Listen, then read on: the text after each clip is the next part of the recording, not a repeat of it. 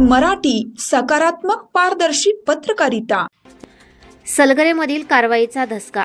टाकळीतील ओढ्याचे पाणी झाले पांढरे, भेसळयुक्त दूध ओतल्याचा ग्रामस्थांचा संशय। मिरज तालुक्यातील टाकळी येथे ओढापात्रामध्ये पाण्यात दूध ओतण्यात आल्याचे शुक्रवारी निदर्शनास आले। ओढ्यात ओतण्यात आलेले दूध भेसळयुक्त असल्याचा संशय व्यक्त करण्यात येत आहे।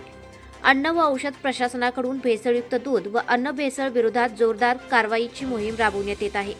या पार्श्वभूमीवर कारवाईच्या भीतीने ओढ्यात दूध ओतून देण्याचे कृत्य करण्यात आल्याचा संशय ग्रामस्थांकडून व्यक्त करण्यात येत आहे। ओढ्याच्या पात्रामध्ये दूध ओतल्याने ओढ्यातील पाणी पांढरे दिसू लागले होते।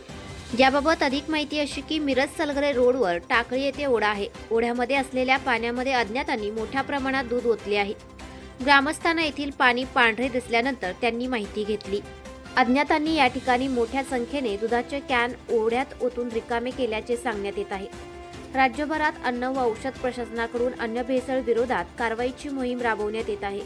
2 दिवसांपूर्वी मिरज तालुक्यातील सलगरे येथे दूध भेसळ करणाऱ्या दोघांविरुद्ध अन्न व औषध प्रशासनाने कारवाई केली आहे। या कारवाईच्या पार्श्वभूमीवर कारवाई टाळण्यासाठी भेसळयुक्त दूध अशा रीतीने ओढापात्रात ओतून नष्ट करण्याचा प्रयत्न करण्यात आला असावा असा संशय ग्रामस्थ व्यक्त करीत आहेत। या घटनेमुळे टाकळीसह परिसरात खळबळ उडाली आहे।